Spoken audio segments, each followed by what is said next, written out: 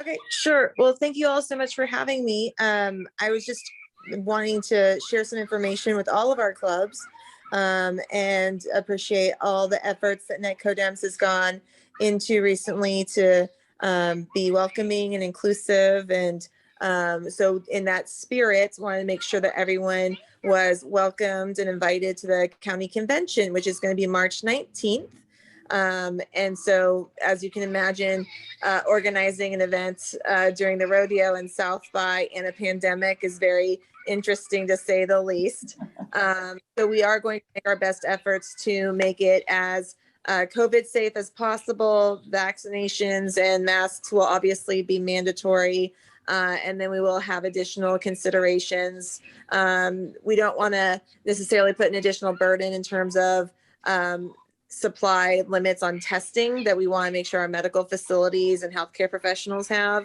But we are looking into other options to make sure it's as safe as possible. We'll gavel in the convention at 10 a.m. And we have some really great speakers that are going to be joining us from across the county and across the state.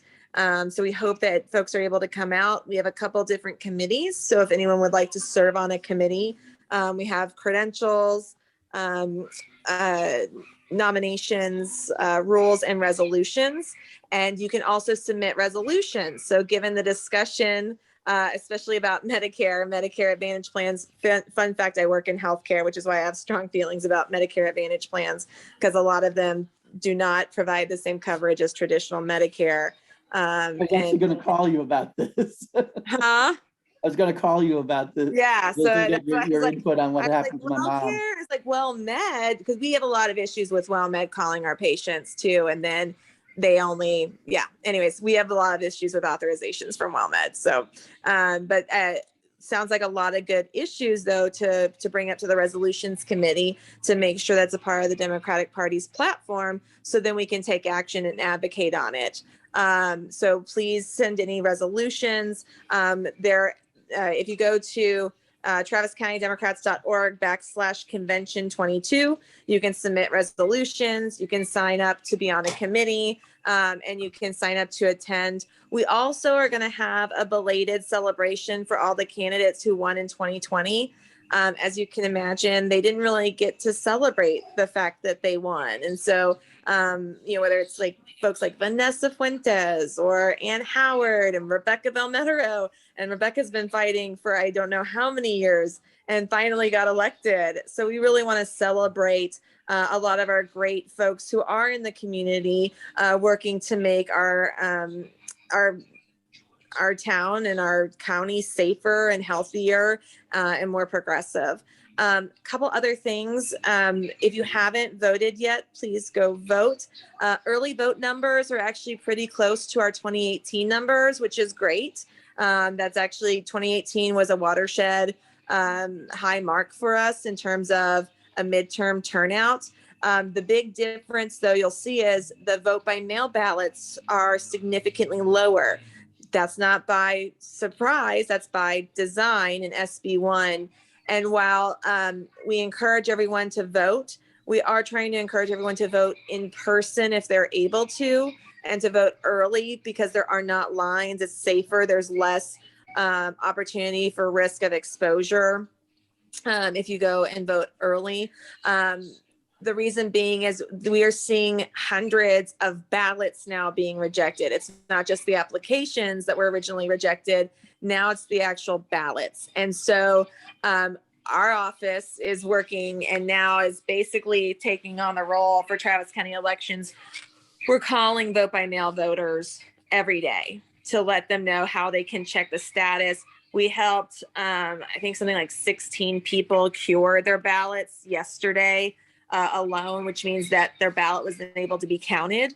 But we are actively, literally vote by vote on vote by mail, having to talk to people. And we feel like it's our duty, but it's also something that, quite frankly, we hadn't budgeted for and wasn't, it's not normal for the party to take this level of engagement on the election side. In addition to that, we had planned and are doing our Get Out the Vote phone banks. And we hope NETCo co-sponsors one of those phone banks. We have them next week as well. We believe that all Democrats should be across the county should be informed and educated that there is an election, that we want them to go vote, and information about the election to get them out to vote. And this is the first time that the party itself, in addition to running the primary, is also actively fighting against all the SB1 legislation, because this is the first election since SB1 was in place that we've had to deal with these laws.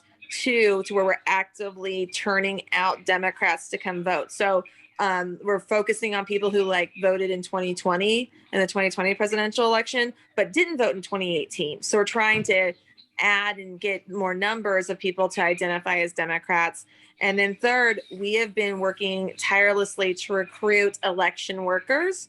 As you can imagine, with COVID, and also just generally vulnerable populations, a lot of the folks who work our elections are folks who are retired because they have the time and it's during work hours. And so anywho, long story short, it's made it significantly difficult to recruit election workers because of genuine and very valid concerns. And so we are still recruiting election workers. We do ask that anyone that is interested in being an election worker is somebody who is not in a vulnerable population, because it is not mandatory to wear masks in the voting locations. So we just don't want anyone to risk their own health to any exposure either. One quick thing I saw, I'm on my phone, sorry. I saw in the chat, the convention's going to be at the Hyatt downtown. So that was quite literally the only venue available with parking that could hold the number of people we need to in a safe manner. And so we're going to be at the Hyatt downtown. And I can't see the chat easily, but I see Emil has his hand raised. So happy to answer any questions that y'all have. Well, I've got one right now. I just recently went to the opera, Steve Jobs. It was fascinating, by the way. But what really got me was that they required everyone to present their shots card to make sure that everybody had the shots. Those people that did not have their cards with them were actually given a COVID test. They were taken into a separate room and held for, some time. Apparently, these COVID tests gave almost immediate results, which may or may not have been all that good. I don't know about COVID tests. But what I do know is the opera company took, and of course their seats were separated, like they're supposed to be, but they took extra measures to ensure that we'd all be safe and be able to watch the opera. So what I'm asking, is the convention going to be operated in the same manner? Yes, ma'am. Like I said, the tests, we're working on those measures. We're consulting with Austin Public Health as well to make sure that we put all of those measures in place. So yes, for instance, masks being mandatory. You can you'll be able to send in as a part of your registration in advance your COVID card. Otherwise, during the credentialing process, you'll have to present your shot card, things like that. Yeah. Okay, thank you very much. Now, my next question, and then I'll let the rest of you ask. We in the past have always had a booth at the convention. Are you going to be doing that again? And if you are, how do we go about getting set up for that? No, absolutely. So there will be tables this year. It's $250 for any of the clubs to get a booth, and that really mainly just goes to cover our fees for getting tables and having them set up, frankly. But yes, there should be an email going out later today or tomorrow at the latest with booths. You can also have banners on the stage, and you can put an ad in the program, things like that. So there'll be quite a few opportunities and ways to get engaged. Is there someone in particular I should contact for those things? Yes, Cynthia Van Manen. Cynthia, okay. Cynthia and Ash are, now that we have precinct chairs filed. Speaking of which, we do have quite a number of vacancies open for precinct chairs. If you'd like to be one, you won't be on the ballot, but we can still appoint you to an unexpired term. and would love to welcome you onto the County Executive Committee, which is what the precinct chairs as a group are called, is the CEC. And so I'm glad we were able to hit our goal of 150 precincts covered with representation, but our goal is by the November election, kind of like September, to have 200. You may not have heard, but in the redistricting process, we gained 50 precincts. So we have a lot more precincts to fill as well, which is, again, more opportunity for representation across the county. And sorry, Emil, I saw your hand raised, so I just don't want to be rude and disregard that. So who had their hand raised? I don't see. I did. I do. Okay. Go ahead. The going back to the defective ballots. Whoop. Did we just lose her? No.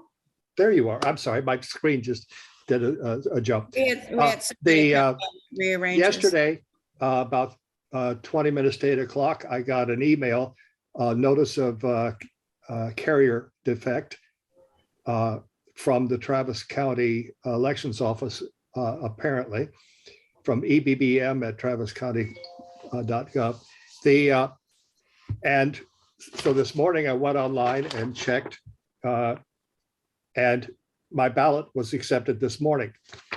And that's both on the state and the county trackers for mail ballots.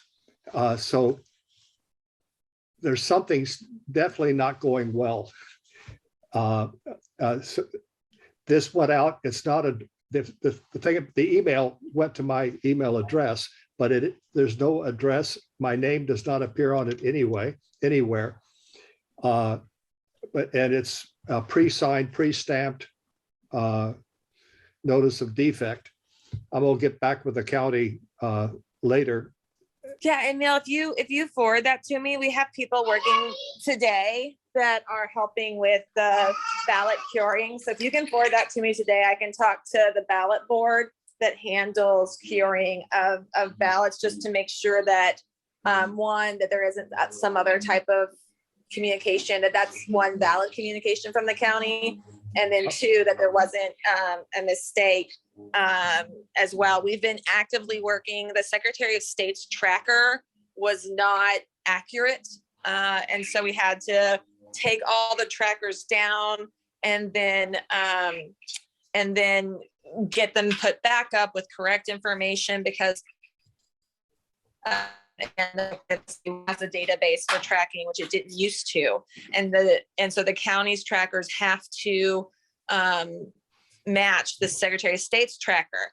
Well, the databases don't talk to each other, and so I have been on multiple calls past 9 o'clock at night this week, trying to fix a number of these issues, both for the county and the state party, because the state party now can't get correct numbers either. So it is a mess, to say the least, and that was by design, unfortunately. But if you forward it to me, I can look into it and help you with that. Okay, And I will. Patrick was telling people to send them what the application is to the Secretary of State to confuse things more. Yeah.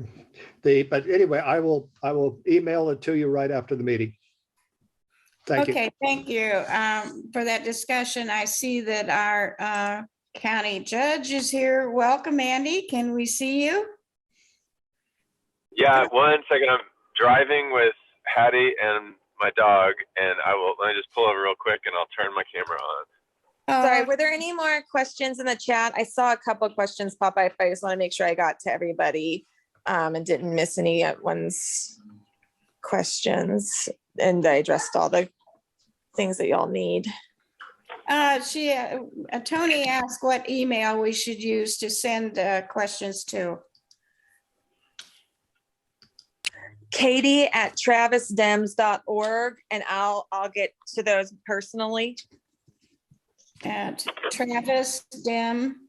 That's changed, hasn't it? Anything silly? We're about to be on camera. Okay. Yeah.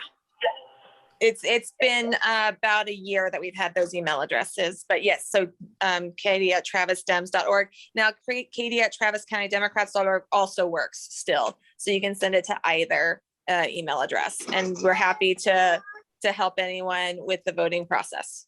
Okay, well, I've been sending emails that aren't going anywhere, so I've got a wrong address, but we can talk about that later. Right now, I want to hear from my friend, Andy Brown. I see your puppy there.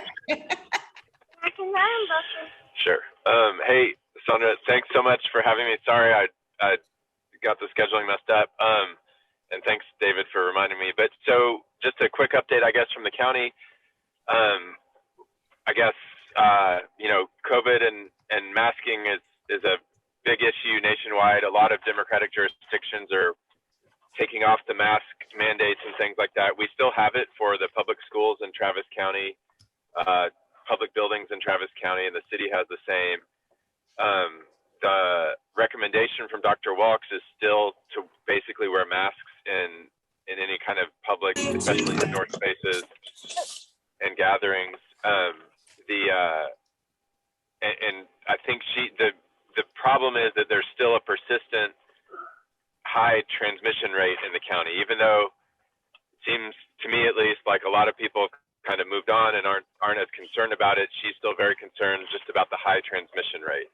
And so she wants to wait about another 10 days or so, I think, until going down in levels. So that's kind of where we are. And we've followed her advice throughout this because she's the local health authority. And so that's what we're going to continue doing for this. As far as other stuff in the county, we last 2 weeks ago, I guess, directed the county to look at a paid family leave option, which the 5,000 employees of Travis County have never had before. And so the county is looking at ways to either do parental leave or family leave. They're looking at kind of what the budget cost would be right now. But the theory being that instead of having to claim a disability when you're pregnant to get paid time off, to get paid time off, I guess. No, Hattie, please stop.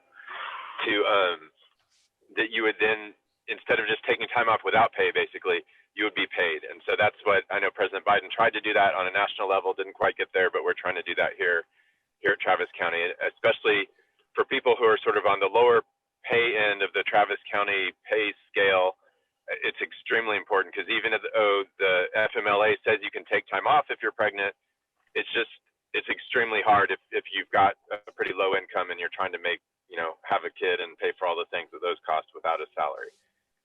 The last thing I'll update you on is the jail numbers is that when COVID hit, the number of people in the Travis County jail went down dramatically. It went down to about 1,600 people, or actually maybe even 1,400. Anyhow, it was very low. Now we're up to 1,900 people, over 1,900, almost 2,000 people in the jail, which is the highest it's been since COVID hit.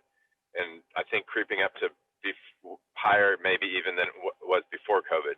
There's a couple of reasons for this. One is we still have about 900 people in the jail who have some kind of mental health designation. You got to sit back, honey.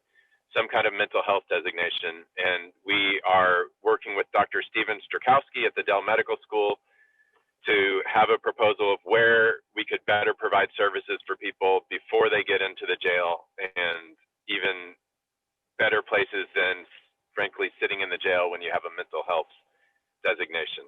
The second part is SB 2 last session that the Republicans passed at the legislature makes it harder for even nonviolent offenders to get out on bail, basically. And so that has increased the numbers. And the final thing is that our district, we have not had any criminal felony trials at all during COVID. And I've been working with Judge Cliff Brown.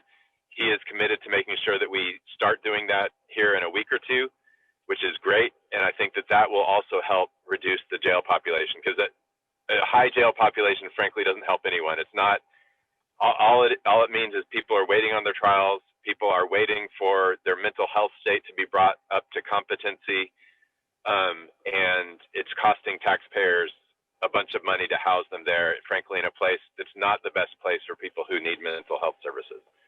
So those are my updates. I think Katie did a really good job of updating the situation with the election. I think she said all the latest stuff there, but if y'all have any questions, happy to talk about that too. there, I'm now. My only question is, when can I get my hair done? I want to go act like a real person. Yeah, your hair looks great, Sandra, but I've been getting my hair cut at Bird's Barbershop. I wear a mask. They've been great about wearing masks too. You know, I don't know. Well, I just want to get back to whatever I thought was normal before. Hopefully soon. I think one theory is that so many people got Omicron that once the numbers drop precipitously, which they should very soon, according to the UT modeling, hopefully we'll have a longer period than we've enjoyed in a long time where COVID's less of an issue, hopefully. Well, I'm waiting for that day. And let's see, Tony, what did you say, Tony? It just disappeared. KXN News has been doing story about getting, because they cannot get, okay, we were just discussing that. This is, it's really a nightmare for you, because I know that you've done some excellent work trying to keep things on an even keel. And I am particularly proud of what work you have done since you took this position. Just keep hanging in there, and you've got the cutest little girl I've ever seen back behind you. Thank you. Yes, Does anybody thank you else? Thank you, Tony. Does anybody else have any questions of Andy? I'll just ask him about, yes, and the girl and the dog are awesome. Thanks. So your order from the county ordered the schools to do masking. Some of them did, some of them didn't. AISD still has a masking order. I think Del Valley, ACC did in part because of your work to add higher ed into that. How long do you think those, at least from the county end, I guess it's the county asks, I guess it was a county order, but it was essentially voluntary on the district is what it ended up being. How long do you expect that to remain in effect from the county, at least from the county side? I think that's a great question. So following Dr. Walks on it, I know that, some states have lifted it for schools. I think what Dr. Walks and I are waiting on is we'd hope that the vaccines for 5 and under would be rolled out by now, because that would, I think, make it a little bit of an easier decision. Looks like another month or two on those, I think, maybe more. Yeah, exactly. So I think what she's the key indicator that she's waiting on is just the transmission rate to go down. I think though we do really have to.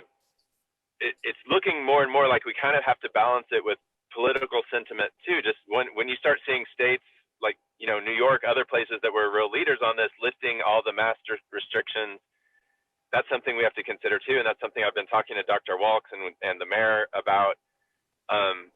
So what the thing that she has been waiting on is this sort of a new model from UT to really look at where it's going, and I think once she's comfortable that we're headed in a downward slide, we'll definitely reduce in risk levels, and I think that would also come with it at schools. But we're not there yet, just because it's weird that the transmission rate is still so high, but it is, and so that's where she is right now. How old's your daughter? How old are you, Hattie? 6 1/4. 6. She turned 7 in March, So she's been vaccinated, I'm sure. Yeah, you got 2 shots, right? Yeah, her and her brother both. While we're talking about schools, I just wanted to let you all know that I've been working for several years to try to get a nurse on the Pflugerville School Board, and I thought I had a nurse coming up this time. We have 3 positions. They're all applying for re-election. And at the last minute, she decided to hold off until the next round because she's in graduate school and really needs to focus on that, plus her job. But this nurse does happen to be a Democrat, but it's not, the school board is not Republican Democrat necessarily. But I was really pleased with her background. She's interested in running the next time around, and I will be asking for help from you all when we get her actually signed up for the next round of elections. But I think it's very important important. I've been working around the state trying to get Hispanic nurses in the Valley, particularly and Black nurses in East Texas on the school board so that they can be in there helping make the clinical decisions that need to be made for the school safety. That's all. Okay, Lolly, thank you, Lolly. Yeah, that's a great point. Anything I can do to help get good people on these school boards locally, is so important. Over the past few months, just working as David pointed out with ACC and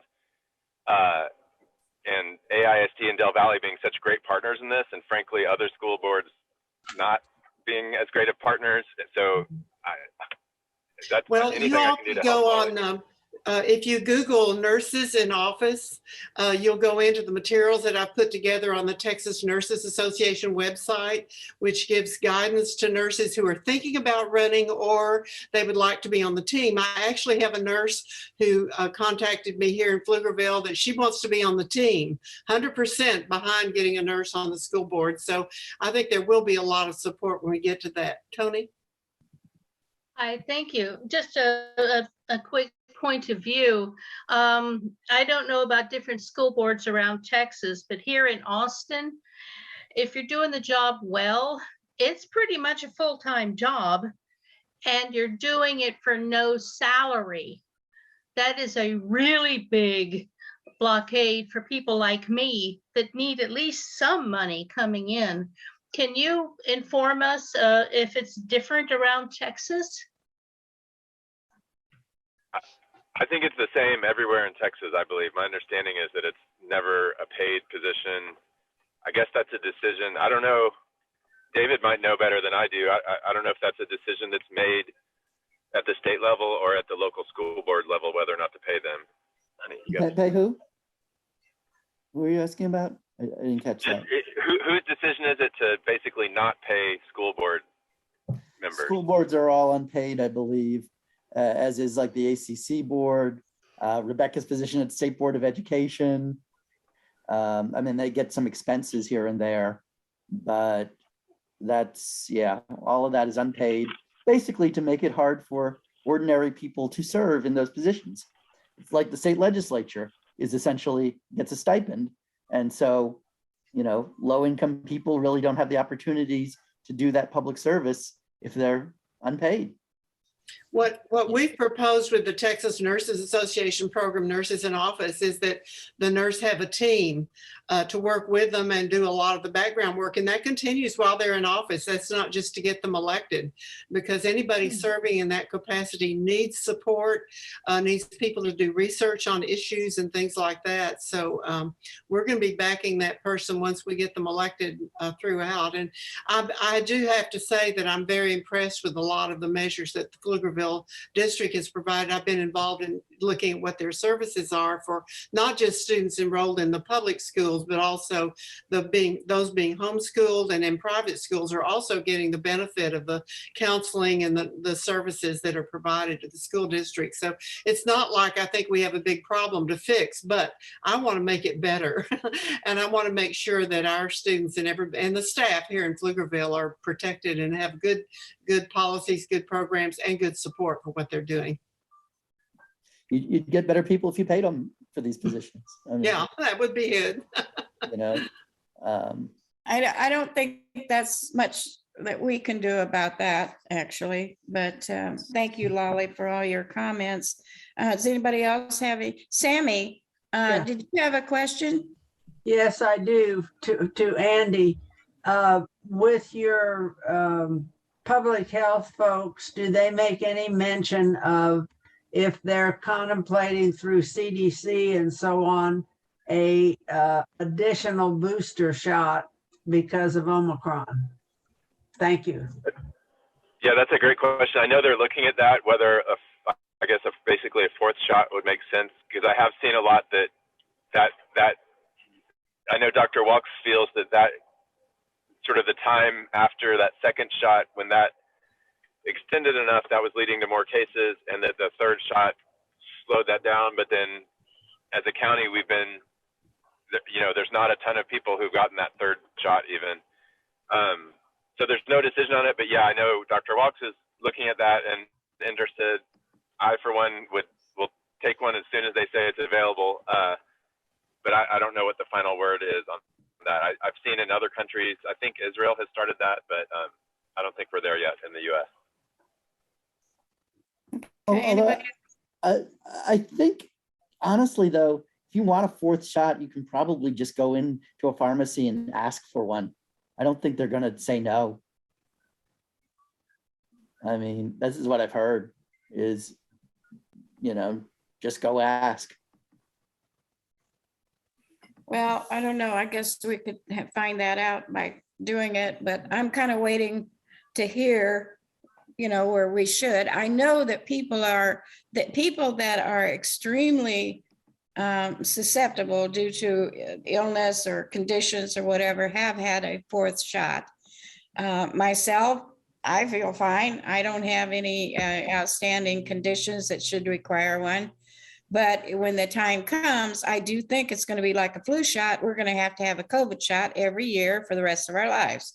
And, I can deal with that. I take a flu shot every year. So why not a COVID shot? It's no big deal. There's a study going on that my kids are all in, and they measure the amount of antibody activity after your various shots periodically, months after, and so on, to see if your antibody level is still high. But it's a lot of younger people are going to be different than those of us with gray hair in terms of antibody still active. Thank you. Thank you for that bit of knowledge. That's David wants to know what your dog's name is, Andy. My dog's name is Houdini. She was a escape artist early in life.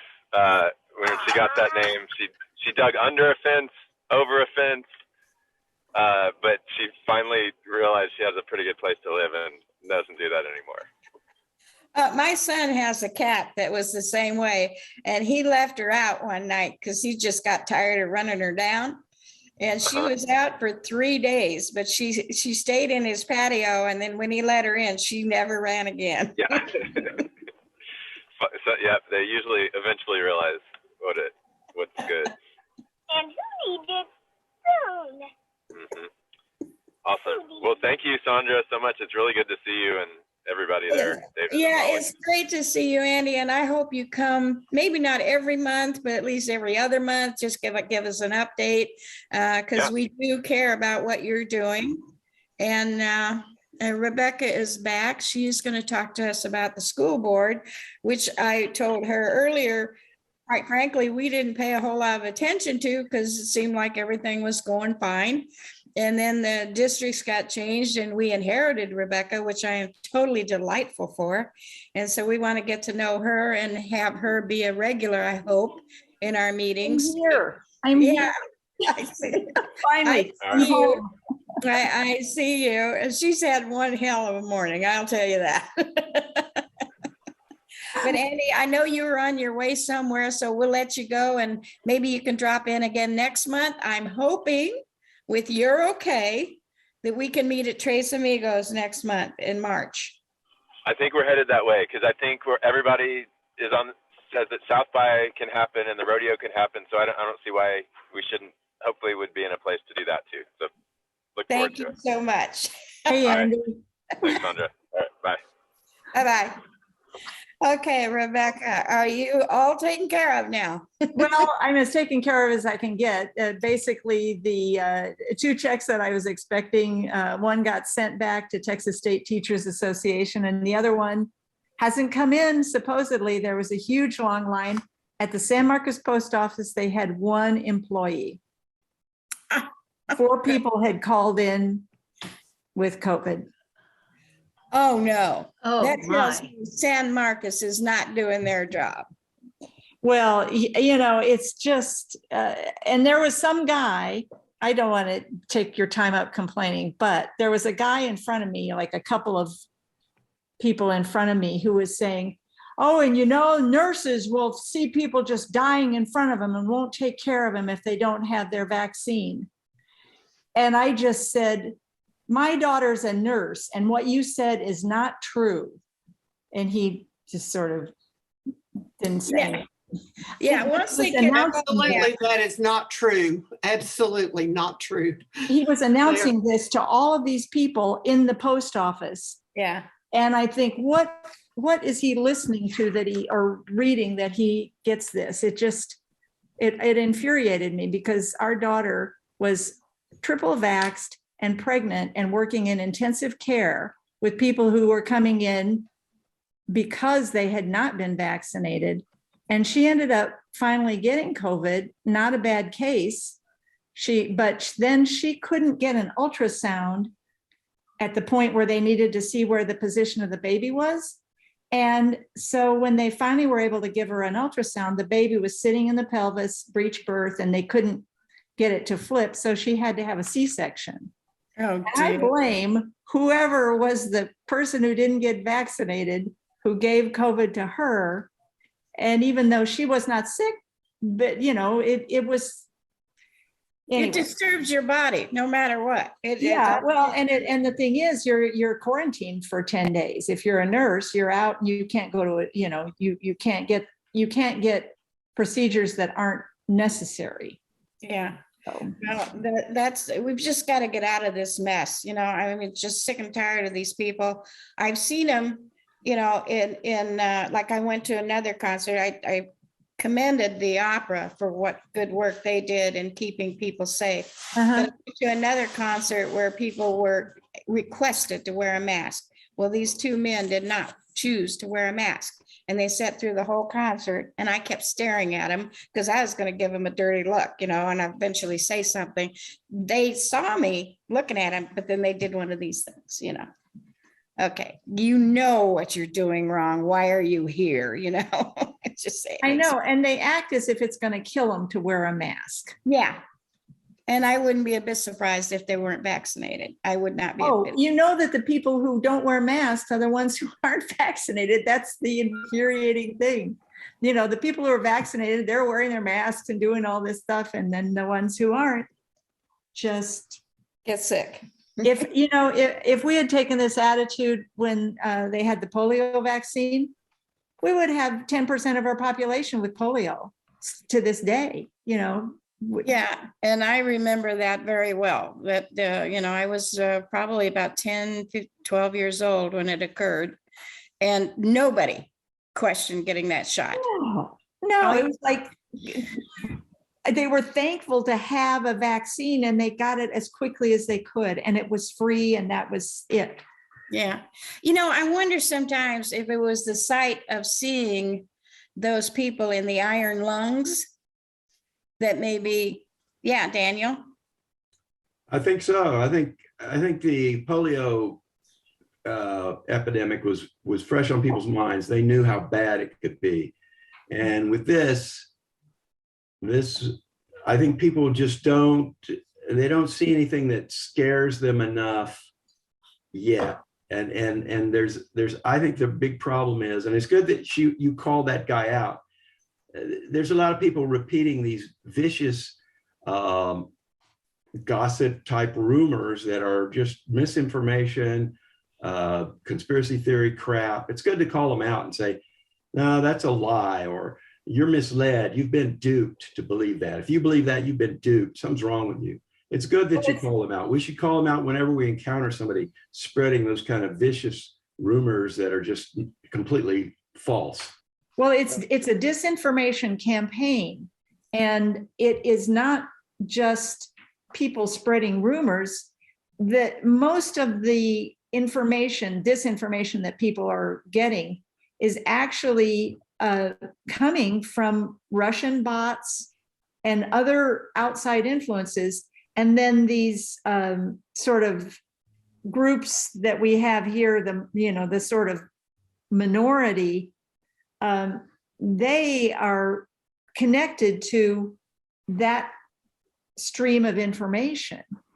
And so they all are in this echo chamber, and they all believe that they know what's going on. I'm teaching a graduate class on conspiracy. Excellent. And this is a classic situation for conspiracy. And I've also been looking at research on civil war, because people keep talking about the possibility of civil war. Civil war occurs in democracy when a group that has been in power loses power. So the only thing that they have as an alternative is to hook into disinformation campaigns and subversion of all of the public institutions, the public schools, the legal system. They clog up the legal system with frivolous lawsuits, and they generally do everything they can to gum up the works. And then people blame the government. So people don't trust public schools because they have been understaffed, and they weren't allowed to go online when the charter schools were. Abbott let all the charter schools go online immediately. Yeah. But he would not let the public schools go online. Rebecca, you hit on a very important point that one of our members and I have been discussing at great length. I'd like to bring him in to share what he's doing right now to counteract exactly what you're talking about. Chris, it's your turn. All right. I was just texting with David. So yeah, this is a perfect segue. Thank you very much for setting it up.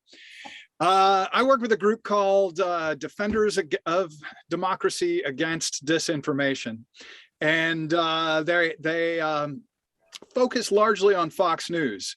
And here, I'll post something right now. But the reason for that is that Fox News has been the major source of disinformation for a long, long time. And in this article that I've linked here in the chat, Kevin Drum talks about it possibly being the major source for all of America's right-wing conspiracy theory and lies kind of problem that we're all that's what we're all going through right now. And yeah, and then Newsmax and OAN are piling on top of it. But really, Fox News is the major source and has been for a long time. Tucker Carlson just announced to his listeners that, if you can believe it, that the Biden administration was distributing crack pipes to addicts. I mean, it's insane. You can't believe a thing on there, even if it's true. It's only there to couch some lie in between.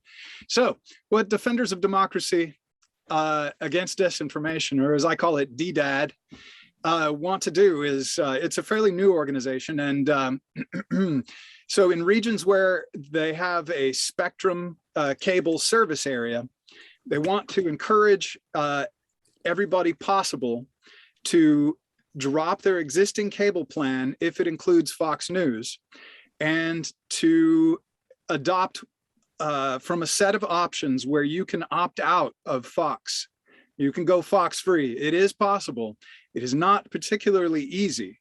Now, they have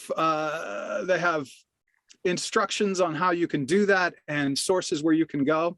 If you have Fox on your cable package, you are paying at least $2 a month to subsidize that garbage, even if you never, ever watch it.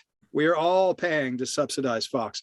Streaming packages also subsidize Fox. So DDAD is right now working on a campaign focused on people in the Spectrum service area, because Spectrum has what's called TV option, or I'm sorry, TV choice, that you can choose a package that does not include Fox News. Now, what they want to do, what DDAD really wants to do, is get in touch with leaders of groups in our area, like our group, and see if those leaders are interested in promoting DDAD and its upcoming campaign to members of their group. Here, I'll send you an announcement of. Oops, I just sent a direct message, didn't I? There we are. Here is a page with an announcement. This is just really for leaders of groups. If you know anybody who's an officer of a group that might be interested, and one that has a lot of cable TV subscribers, ideally. And please pass this on. So this is for a meeting on the 1st of March, and that's just for group leaders and officers to get a feel of what DDAD is offering. And then there will be a workshop coming up later on April 5th, or I'm sorry, April 7th. to actually, promote the campaign and get it rolling. But yeah, so this initial March 1 meeting is just for officers or leaders of groups in our area. And so what DDAD wants to do is, once they convince a bunch of people to switch out of Fox, they then document as much of that as possible, as clearly as possible, to show that there's a demand and advertise that there's a motivated demand for people who want to opt out of Fox, who want a Fox-free option. All right, so that's the extent of it. And if you know anybody who's a member of a group that would be interested, kindly send their email or other contact information my way. I'm putting my email address in the chat right now. It's really straightforward. It's just my name at gmail.com. All right, thanks for your time. And if you've got any questions, I'll be here. Oh, thank you, Chris. I was absolutely delighted to hear about this. I also have I'm from Iowa originally, and Iowa is also embracing a program similar to this, a little bit different in the fact that they are personally going out and just spreading real information and countering lies. Little different approach, but I'm going to share this with them because we all know Fox News is bad and need to get rid of it. Does anybody have any questions of Chris or Rebecca about this issue? Go ahead, Rebecca. I have a question for Chris. This is just wonderful. One of the things that impressed me was the ability of young people to mess with the big rally for Trump with the TikTok campaign, where they thought there were going to be hundreds of thousands showing up. Yeah, the K-pop fans. Yeah, well. It seems to me like we need to get those people involved, not just in what you're doing, but in what clubs are doing, because people in most of the traditional Democratic clubs have people who always vote, who try to be informed, who are, solid contributors to the political process. But these young people don't have that tradition, but they have the ability to communicate very rapidly among young people. And we all know that, I don't know what huge percentage of them are going to vote for the candidates that we support because they're environmentalists, they want a good education, they want racial and gender equality. I mean, they want all of the things that we have as our goals. And they are tired of the media that we have. So I would just say, I hope that there are some people who are connected to, Insta and every medium that is being used predominantly by younger people. Yeah, agreed. And the thing with cable news, right, or I'm sorry, with cable TV packages in particular, is that it is a particular demographic of folks and not so much young people. Although switching into streaming packages that don't subsidize Fox is also part of DDAD's overall promotional effort. Really, they're focusing on cable TV packages.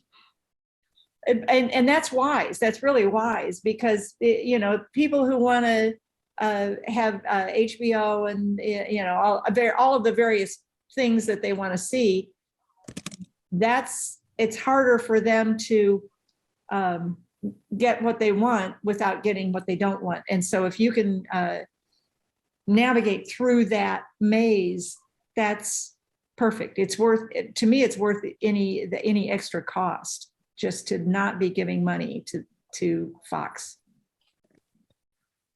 I fully agree. Okay, we're kind of, Rebecca, I hope you come back next month again. I will. And I'm so sorry. I kept trying to connect while I was at the post office, and there was just no connection. And it was like, I was so frustrated. Well, we're kind of running out of time. And I some time to talk about her campaign. Well, that's the problem, though. I would love to. I know she's going to be reelected, so I don't think it's a real problem.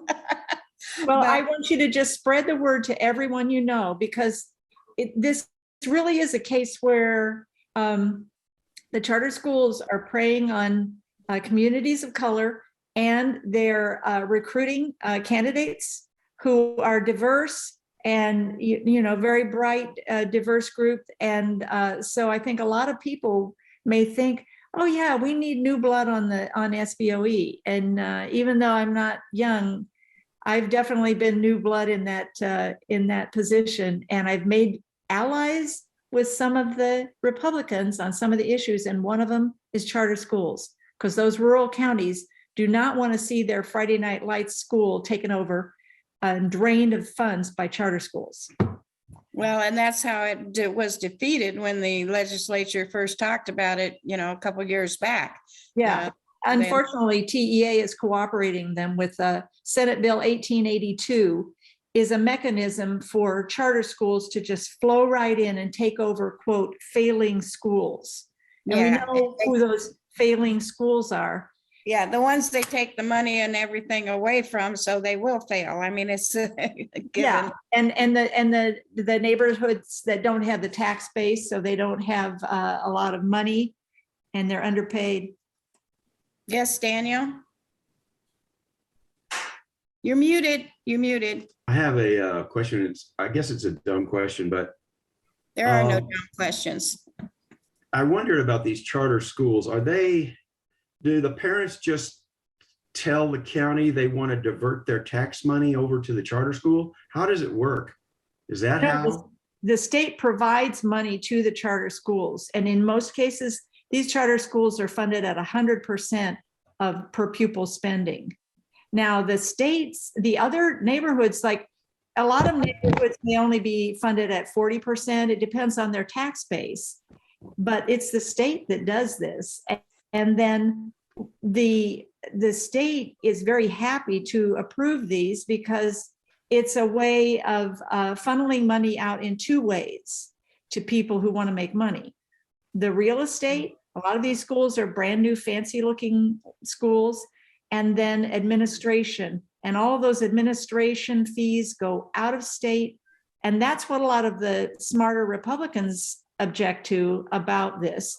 But TA has a big full plan of how to do this, because the commissioner, the governor, they all support this because they're getting backed then by the people who are making money. And the like for-profit prisons.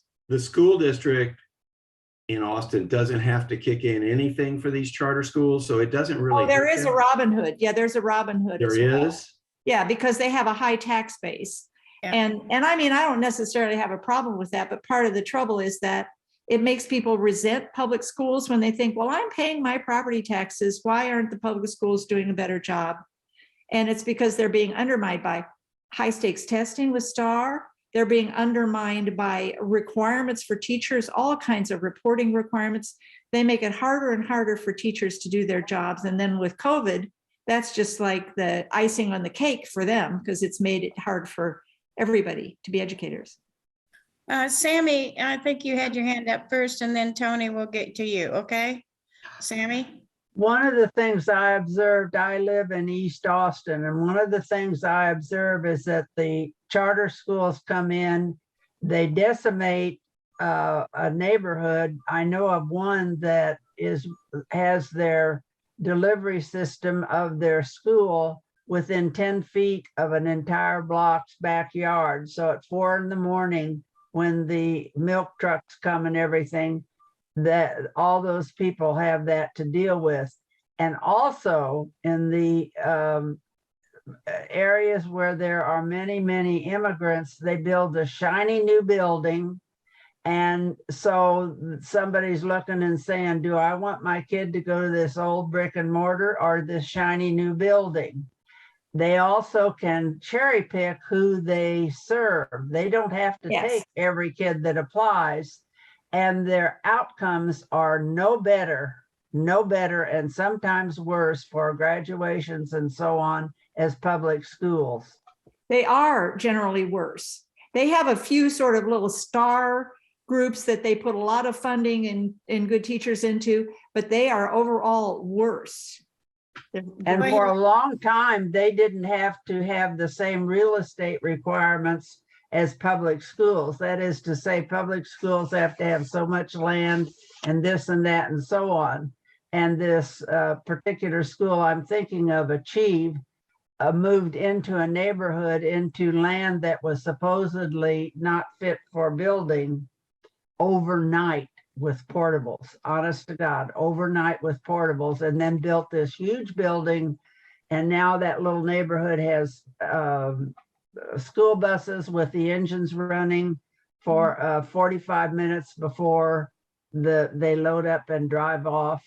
It's just really a situation that we need to be aware of, and to do everything we can to support our public schools, or we won't have them. We won't have them. That's right. Go ahead, Tony. Thank you very much. Two quick things. One, answering Daniel about the taxes. Rebecca, please correct me if I'm wrong, but approximately 44% of Austin ISD property taxes is being returned to the state of Texas to pay for our strangulation. Yes, that's correct. Yeah, so almost half of every tax dollar to be sent to AISD gets sent back to the state of Texas. And two, And filtered out to charter schools. yeah, that's what I mean about the strangulation. And also, I remember the RIF of 2011.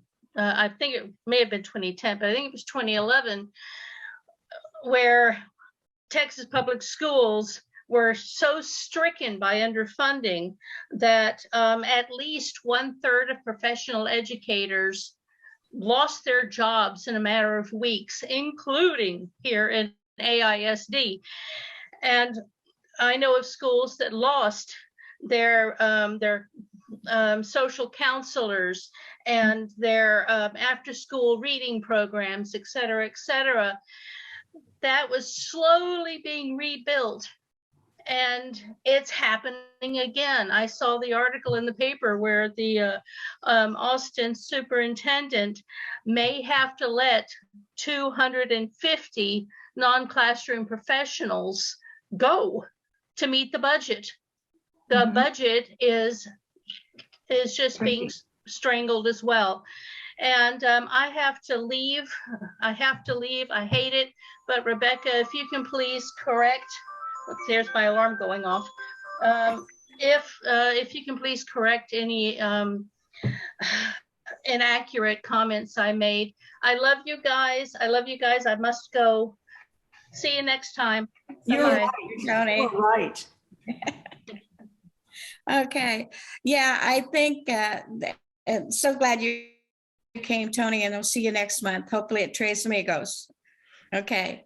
And I think we're probably all kind of running out of time. We had a great meeting today with a lot of discussion. And Rebecca, I hope you can join us again at Tres Amigos next month. I will. After your primary is over and you're ready to go.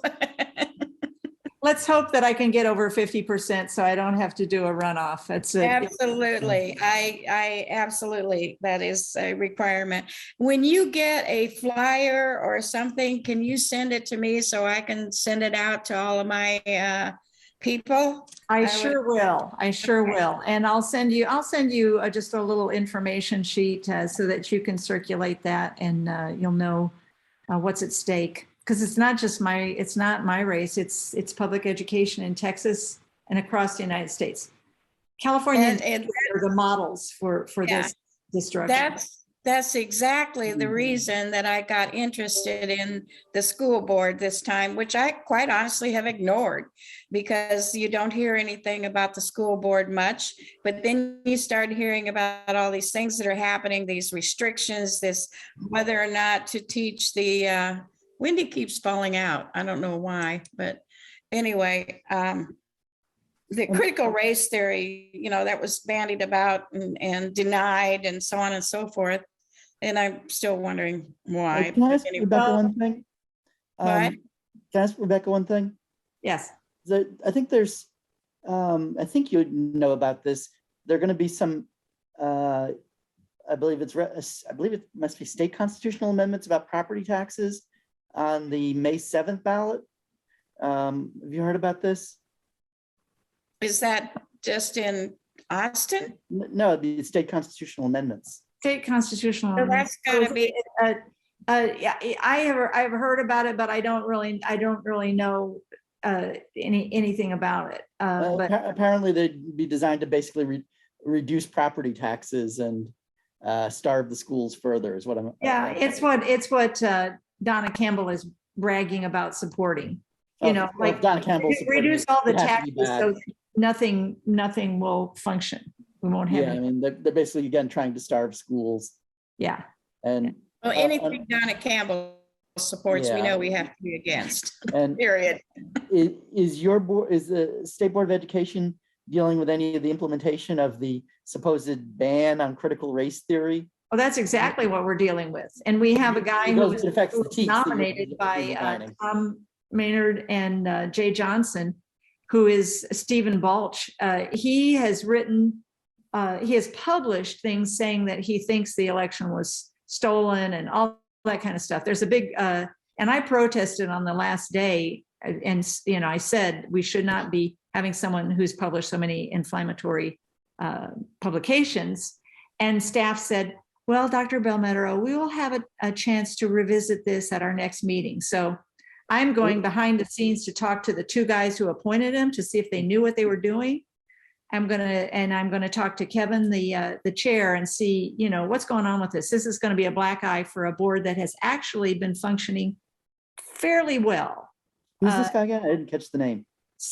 Stephen Balch, B-A-L-C-H. And he's on the writing committees for the Well, he's one of the people who's been selected as one of the subject area experts. Oh, God. Because In social it studies? takes two members to nominate a subject area expert. And so these two guys, you know, Tom and Jay, nice, sweet, good old boys, but very conservative.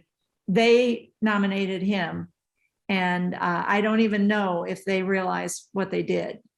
I mean, there have been a lot of letters from people, but I don't know if they understand.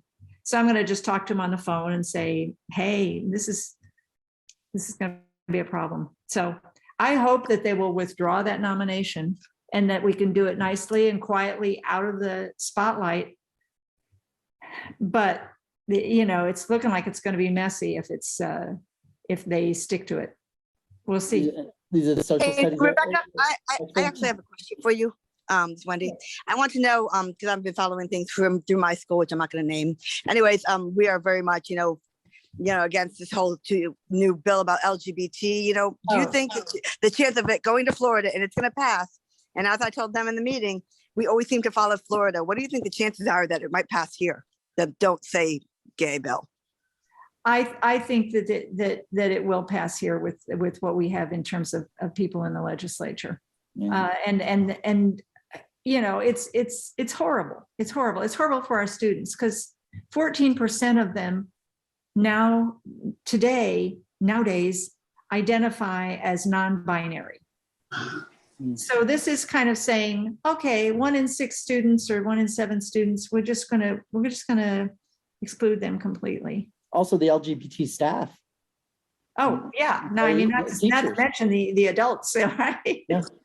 Thank you, Rebecca. You answered my question. Thank you, ma'am. Thank you, Wendy.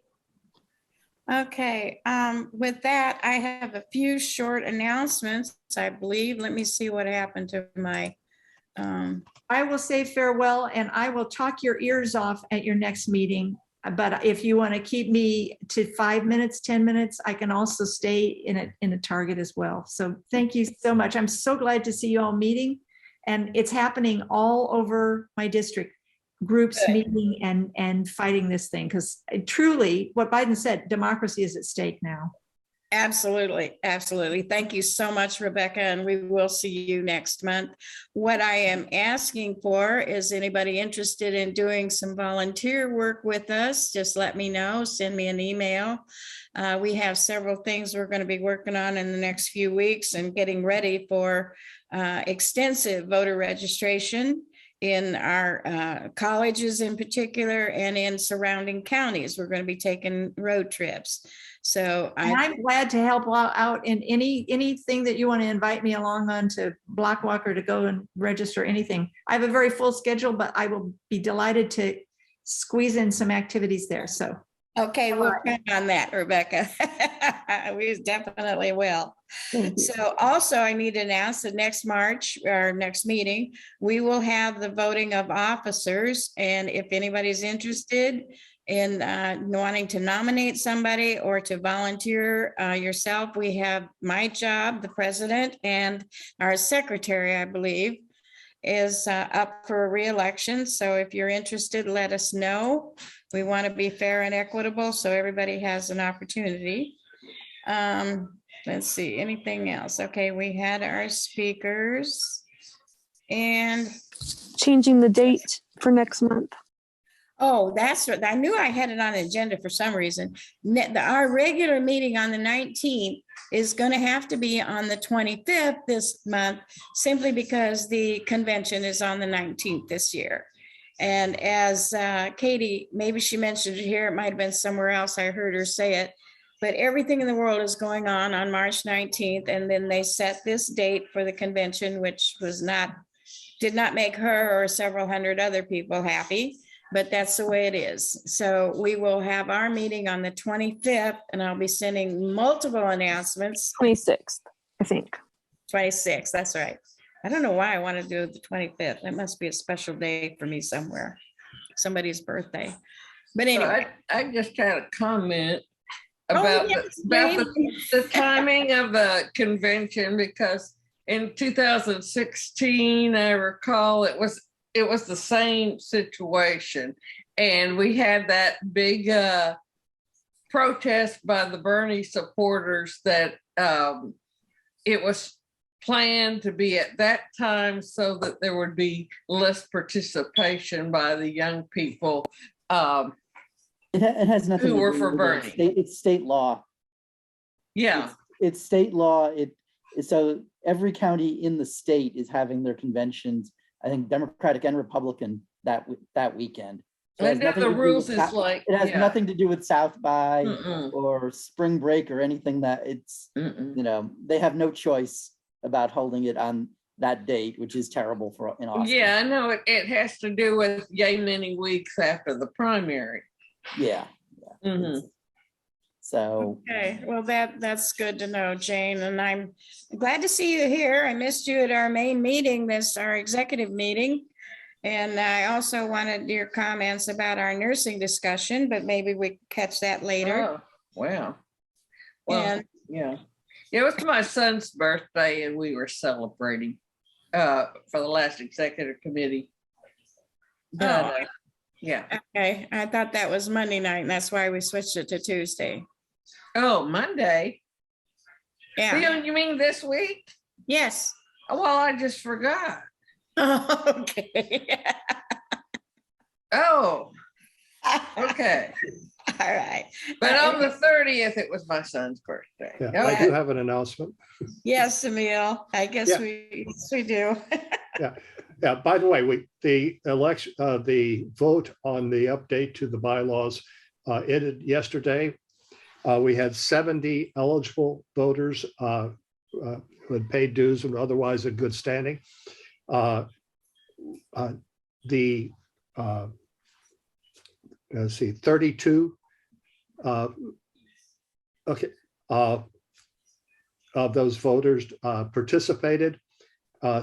All 32 voted yes, and so the bylaws have been updated, and they are currently posted on the website. Thank you so much, Emil.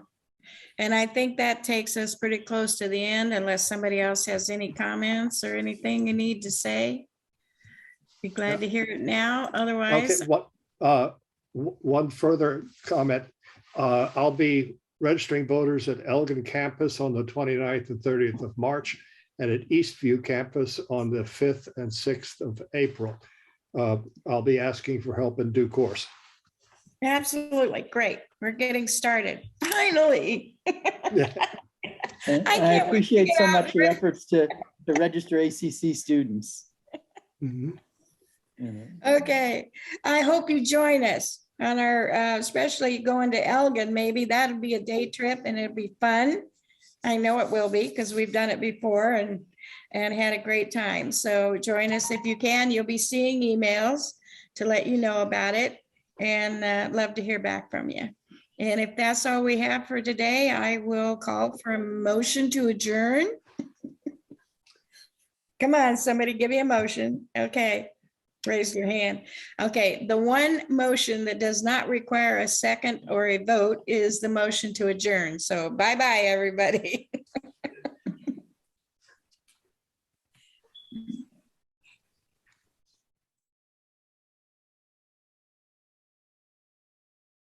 Get my Let me agenda. visit with David. I'm real interested in the union aspect. I worked with the nurses union in Washington State. And I was the one that when they had the NLRB hearings, I had to go in and talk about the quote essence of nursing for about 5 minutes, and then we would go on with the hearing.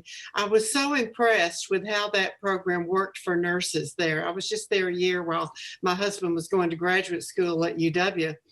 But I keep bringing up the issue that the problems that nurses are having around the country, we've got to be unified. We've got to have unions. You know, what we've gone with is a substitute, which is promoting staff organizations that are empowered. And we've written that into the law. The problem is it has to be implemented by the hospitals, and it's not, you know, so we're losing nurses right and left. And right now I'm working on starting a new nursing program out in Alpine to try to produce some rural nurses out there. We have 7 students enrolled from this summer.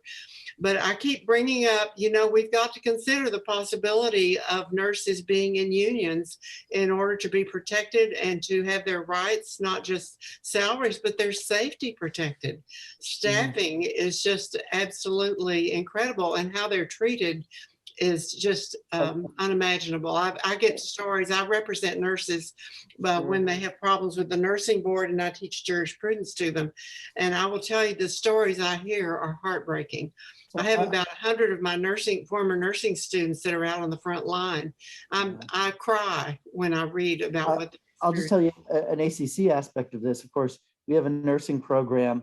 You may have seen there's an article in the Chronicle about 2-3 weeks ago by Steve Jacobs from Capital Idea about doubling the size of the ACC nursing program. There's a bunch of nursing programs in the area, but ACC is by far the cheapest and most affordable for low-income students. It's also one of the best nursing programs in the state, and that's why it was permitted to develop an RN to BSN program, and I'm familiar with the faculty and the curriculum in that program. Now, ACC is outstanding, and when I helped establish the Texas State nursing program, you know, we were looking at the enrollment that ACC had, and by the time we got the Texas State program going, ACC had even then doubled their enrollment. Well, so I mean, they kind of need to keep growing it. Look up that article in the Chronicle, because it goes into, you know, how we really they have lots and lots of that doubling the size of enrollment in ACC. They have lots of students who are trying to get in, and they just don't have the spots and the equipment and everything else. The problem is we don't have, number one, qualified faculty, and we don't have enough clinical spaces. When I was developing clinical for Texas State, it was incredible. And we had all of these other schools sort of moving in, online schools wanting to take up clinical, and it was extremely competitive. The ACC bond that will likely be on the ballot in November will include expansions, probably at the Hayes campus is what it's looking like. They will probably build new facilities to expand the nursing program down there. That will be good, yeah. I mean, that'll take a few years, but as long as we're just chatting, I'll tell you. So this, you know, I was elected for the head my higher education union. I mean, still it'll be a while before I'm sworn in, but so the headlines this week in the Texas Tribune: Dan Patrick wants to and the teaching of critical race theory in higher education. I read about that. And then he got angry because the UT faculty, voted against that and said, you can't do that. So he said, now and I he's want going to after tenure.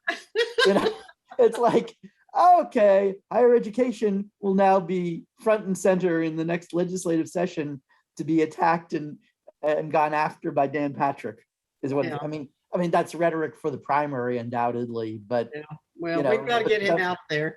I mean, Let's get rid of it. I truly don't understand how Dan Patrick and the attorney general and stuff, it's like, Paxton, it's mind blowing that these people are still getting elected. it really is. I mean, they're so terrible. They're so awful. We that's our job. We have to work to see that they don't get elected. And that means we have to work for our Democratic candidates.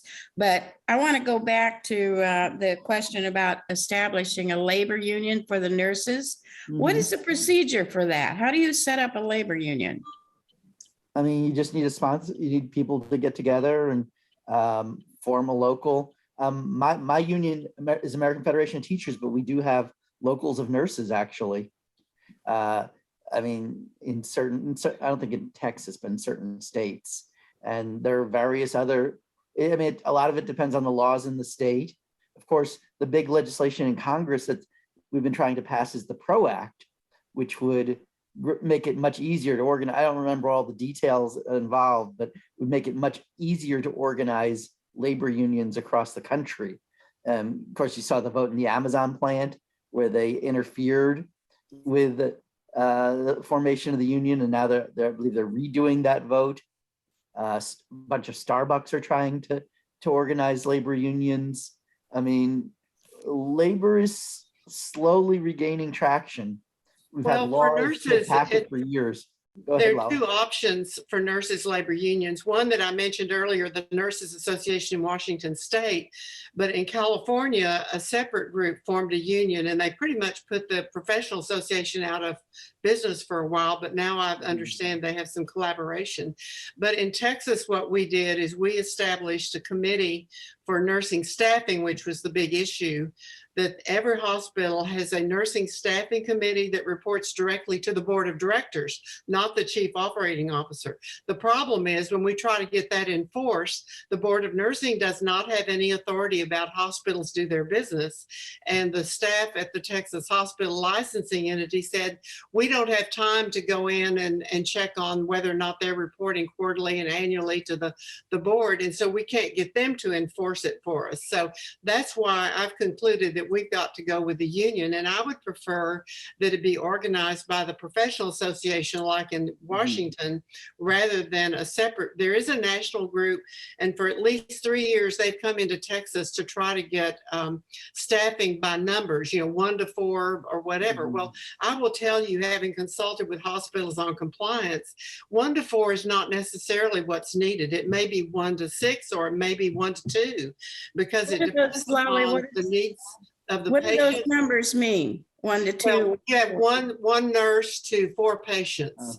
Or 1 nurse to 2 patients.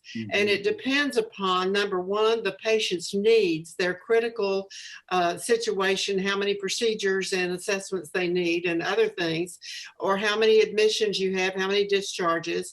And then it also concerns with the education of the staff.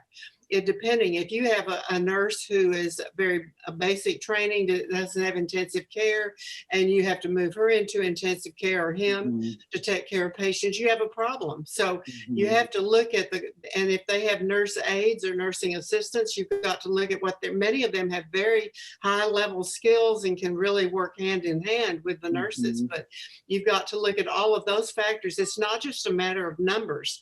And that's why the Texas Nurses Association fought the union coming in with their numbers, because then we got the other program established. So anyway, it's a real challenge. I appreciate any suggestions or ideas that are there any nurses unions in Texas or no?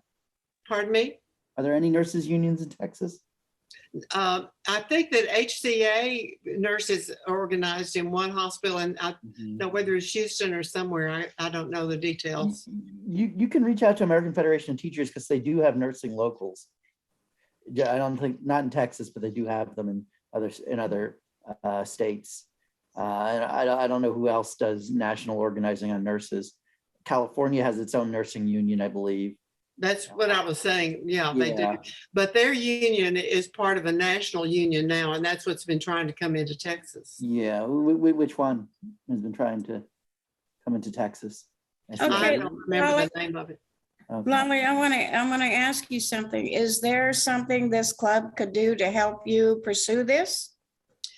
I don't think so. It's more a what do I say, cultural program, and I keep bringing it up at meetings without being obnoxious, but being factual and helping people rethink. I want to bring it up so people can think about it. And I think that's the most effective way, because there's so many people who are dead set against it. And they say, we'll never have a union in Texas. Well, let's think about the options and consider it and keep it on the table. So if there is anything that you could do, I'll let you know. But I think right now it's just a matter of working with the leaders to get them to understand that there are different approaches that we can take. And we've reached a critical state with nurses now around the country, but also here in Texas and here in Central Texas, big time. Well, that is something we would certainly like to help you with. Emil, go ahead, unmute yourself. Sorry about that. Just did a quick check, and the National Nurses United is active in Texas, and they have groups at Corpus Christi, Brownsville, El Paso, and some other places. I don't know anything about them, but they are a nurses union that is active in Texas. That's yeah, I knew that they were in some places. I just didn't know exactly where. Yeah. Got a nice website. Yeah. If we can promote that, or, give some credibility to it in any way, or whatever we can do to help you, make phone calls to people that might vote, for instance. I mean, that's send me that connection. I'll look that up. I just hadn't gotten into looking into it. I've just been promoting the concept myself. Okay, well, we can help if you need it. All right. Thank you. I'll tell you, when I was in the hospital, the nurses really, are angels of mercy. You really get to see, how much of the work they do. Also, I guess something that surprised me a little is I don't know if you know the numbers or not, but there's a lot more male nurses than there used to be. Oh, yeah. We've been really pushing that, and also minorities. When I developed the program at Texas State, we had 10 out of the 100 were men, and 25 out of the 100 were minority groups, which is really good, moving in that direction. And I've really, many men students that I taught at Concordia were ex-military. Yeah, that's what I was seeing, was people that were in the military, were trained as medics in the military. And from medic, some of them went to EMS. And then, I've had students that were trained in EMS and then go back in nursing eventually. So there's a number of stages. And then there's also so many levels of nursing now that, it used to be just the registered nurse. And now that, I don't know how many, 5, 6 different levels of nursing and nursing qualifications and nurse then we have specialties within that, clinical specialties throughout. Yeah. And the whole profession has changed a lot from maybe what we knew about, the ideas we had about nursing growing up. So, well, when I started practicing nursing in the 60s, I was at the Old Seton Hospital staffing. That was when Charles Whitman was on the tower shooting. We could actually see him shooting from the tower. And they brought the dead people to us because we had a room, but not an emergency service. And that was on the week that Medicare went into effect. The admissions office called me on Friday and said, Lolly, you got to staff up for the weekend because we're going to have a full house. And the waiting room was full of patients wanting to be admitted for dehydration and fatigue. And we had to admit them and pay for that for 20 years. And when I came back with my PhD in healthcare administration in '84, I got a job overseeing the original first ever Medicare review for medical necessity and fraud. It was an incredible experience to see that difference over 20 years. And we denied 6% of the admissions the first year that we did that. And the next year we got them down to 3%. So it made a difference. I'm sorry to go elaborating on this. It's fascinating to me, the history and what nursing was like. We were using rubber IV tubing when I started. When I was in grade school, I went over to my dad's Dr. Clint, his hospital actually, and would sharpen the needles and put them in a tube with cotton so the nurses could sterilize them and reuse them over and over and over again. Oh, Lord. No, crazy. If I can I'm steal sorry to one take up so much time. No, that's all right. We're still. One more minute from you, Sandra. I had learned something about Medicare this week that's very disturbing. What? I got a phone call about my mother's Medicare, and it turns out telemarketers got to her back in December before the deadline and convinced her to opt out of Medicare. Oh my God. And into something called WellCare. There are private. No, it's WellMed and WellMed and Medicare Advantage plans, and they're terrible. And so they opted her into this, probably telemarketers calling her on the phone. She's in the early stages of dementia. A bunch of these people kept calling her, and she must have said yes to somebody. And now she doesn't have her Medicare coverage. And I'm trying to get her. Wait, David, wait. Yeah. Katie said it had something to do with WellMed. Is that right? No, it's not WellCare. It's called WellMed. I think it was WellCare that she. Yeah, because WellMed, I have WellMed, and I still have my Medicare. It's still WellMed is a clinical services, so it's not WellMed. It's a different WellCare. Yeah, this is WellCare. I mean, I Okay. can change the website. This is something. Okay. Yeah, I've been bombarded by those and still am. I know what you're I was talking about. thinking I had a similar call and I just hung up on them. But no, I didn't. I mean, WellMed is a very fine health institution here in Austin. And I am also with Humanity, which assumes, Medicare, but I pay nothing for a lot of things. Absolutely nothing. I can tell you that traditional Medicare is at least the best plan if you get really sick. When we have patients all the time on the Medicare Advantage plans, and I have to work with hospitals and case managers every day, and we get denied. I mean, I had a Plerex catheter yesterday, and WellMed denied the drainage bottles for them to be able to go home. So I highly recommend looking into what the Medicare Advantage plans do and don't cover, because we have patients denied being able to go home all the time as a result of it. So this is something. I was not aware of that. And like I said, my experience has been stellar with them. This is something different. This is WellCare. You can look it up. And they opted her essentially out of Medicare coverage into this private plan. I think is paid for by Medicare or something like that. I think she either thought she was buying Part D or a supplemental policy. I'm not sure, but she was clearly being defrauded by these people. So I'm trying to get her current stuff covered by them. And then I'm going to try to get Medicare, tell Medicare that she was defrauded and try to get her back into her Medicare coverage. I think Medicare will straighten that out for you. I hope so, because I mean, this is, I had no idea you could literally opt out of Medicare coverage. Oh yeah, it's a choice. It's an absolute choice. Yeah. So most people want to be eligible for it. There is a charge on your Social Security that you pay, okay? But it is a lot cheaper than having just other insurance outright.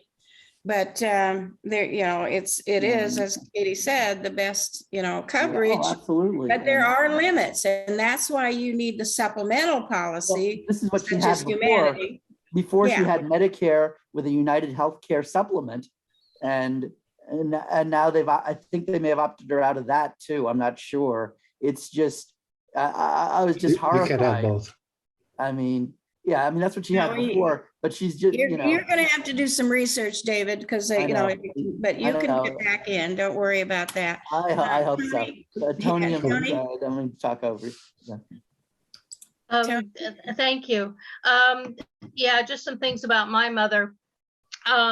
It's gotten so bad with the calls here, both robocalls and people. There's a couple of different call centers that we literally unplug the telephone from 8 a.m. to 10 p.m.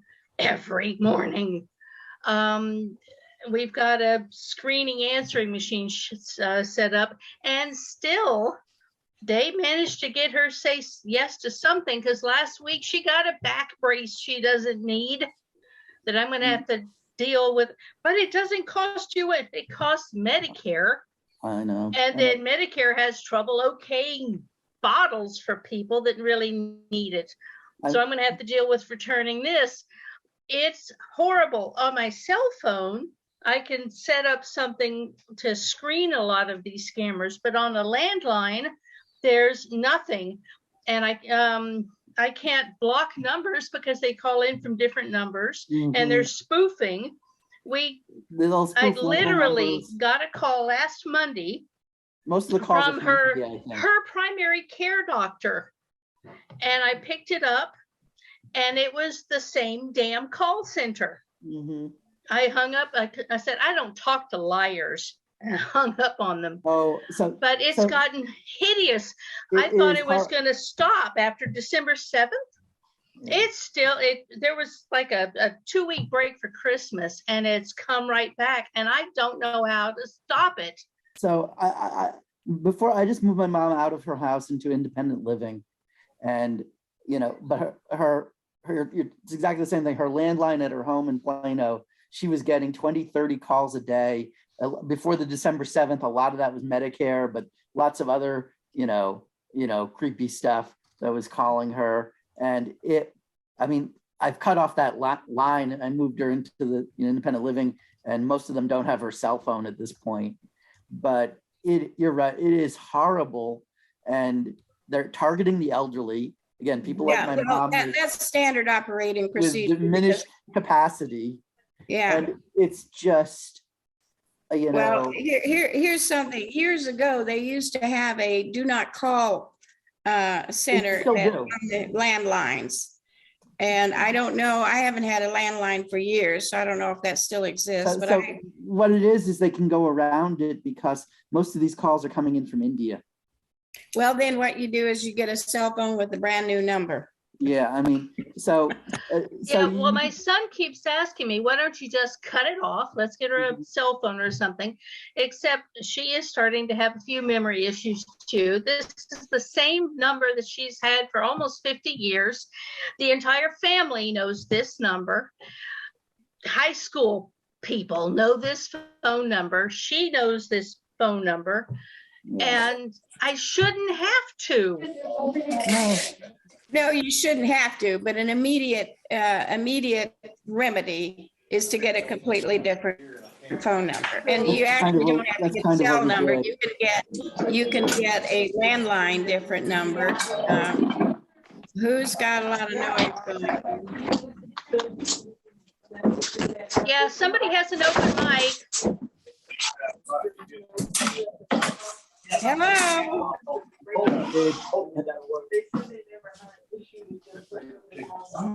Okay, let's see who's, maybe I got him. I've been muting people. Yeah. Okay, back to, Tony, did you have something else, or was that an agreement? I'm not good on hand signals. Anyway, I just wanted people to know about this, because it's just. Well, and it is definitely an issue, and I'm glad we discussed it. Yeah, if anybody has. I'm also going to take better Roy Doggett's office, because he's the chairman of the health subcommittee of the Ways and Means Committee. And but that's what I do when I have an issue, like with the post office here in Manor, who not only misdelivers my medicine and actually went to another person, but sometimes we don't get deliveries at all. We have a Mhm. rash of people, they drop your boxes, your orders on the porch without ringing the bell. Somebody comes along and steals it. I mean, the post office is just, it's ridiculous. shouldn't So happen. Mr. Doggett got a letter from me, get rid of this post office. But anyway, I'm glad we had this opportunity to talk about our issues. I see that our